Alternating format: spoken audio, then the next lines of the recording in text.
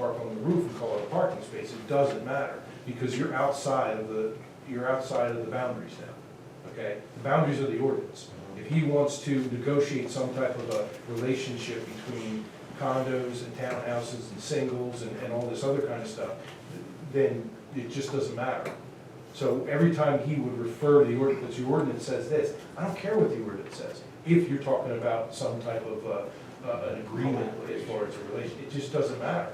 So that's the perfect time where if you aren't comfortable with the parking standards or side lots or whatever. When the township, when he had those 18 units in the R80, and the township seemed comfortable, PC seemed comfortable getting it down to like 8,000 square feet or 10,000 square feet, I was totally comfortable with that. If you're willing to make that density shift, to take some of those units in an area that's too clumped up and put them over here because you got plenty of room, have at it.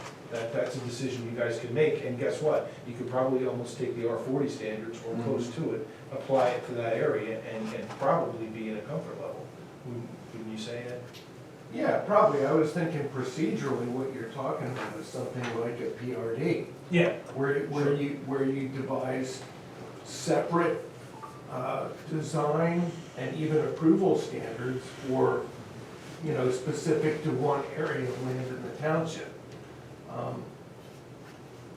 But it kept coming around to something that was kind of one-sided in its benefits, so. And there were way too many gray areas in the draft ordinance that they prepared. I mean, I think it would have created big problems for you. Can I ask, so if he does everything by right and it all meets ordinance standards, what rights do we have as a township to push back on them? Is there anything that we can do? If he gets his No. sewer permit, if he meets the water withdrawal requirements, and if it conforms to our ordinance, he gets a development. Right. I mean, that's kind of why we were trying to work with him a bit, right, along the way, because we didn't want to see the multifamily plan and the more units. But you know, he wasn't coming in with stuff that seemed very workable to us. We were trying to say, look, give us, you know, what you're allowed to do in a townhome single mix, and then maybe we can let you shift some of those townhomes to singles, which would improve the value for him, but still, and, you know, and give us a nicer, you know, maybe single-family detached development and fewer townhomes. That was sort of some of the thinking, but obviously, he wasn't willing to tell us what the real number was for those townhomes and singles. And- Until tonight. Well, before tonight, right, and that's kind of what we kept asking, and it's like, well, okay, you know, the net acreage says it could be this 269, 274, but once you apply the required buffers, what is it really? And until tonight, he wouldn't tell us, and so now we have a good sense of. And when he says you already got approval with DEP and you hit enough water at 150 feet for the whole development, don't take that to the bank. I mean, Right. That's, Right. he hasn't done a pump test yet, he hasn't got approvals yet. Yeah, I'll be calling DEP tomorrow. Yeah. Just so you know. Yeah, so. Thank you for what you've been doing. What's that? Thank you for what you've been doing. You're trying anyway. We're gonna ask to double our salaries. Anything else? Motion to adjourn. I have regional, regional. Great. Okay. Oh, Let's skip it. Yeah, sorry. I think I forgot to put that on. That's fine. They're working on the comprehensive plan. We currently emailed out a survey link to township managers about it. So, The county's working. yes, for the 20, 50 or 60 or 70, whatever it is. So if we can put that on the website and maybe throw that in, Ivy Ridge and PC's water bills. What's that? Throw the survey links in the water bills. Oh, okay. I think they're QR codes. Okay. Eric if you get a hold of Eric, he'll probably send you the postcard to throw in there, because it's, we have till, I think, August, or September or October for it.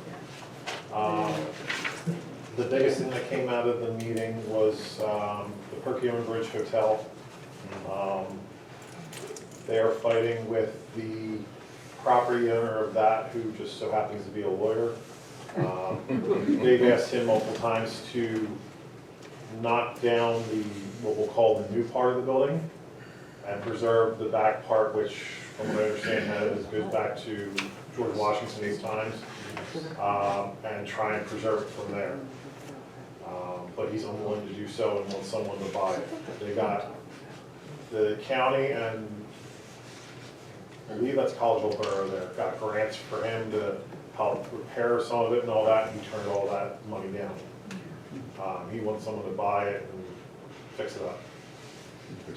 The whole building. The whole thing, so it can flood in. Yeah.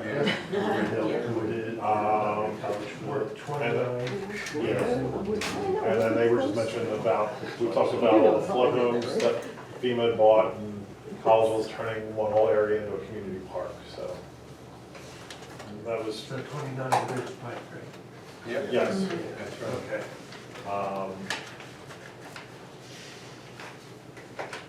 Other than that, not much was going on. Other than Collegeville trying to figure out how to not flood again. Yeah, good luck with that, right? Maybe that new park they should dig it down about 10 feet, maybe about 10 acres. Digging a moat. Big holding area. So, other than that, I think our next meeting is, September.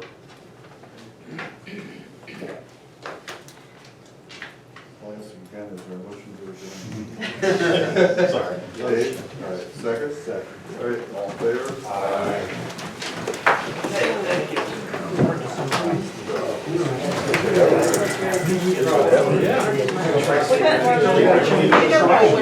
Because the house is dropping because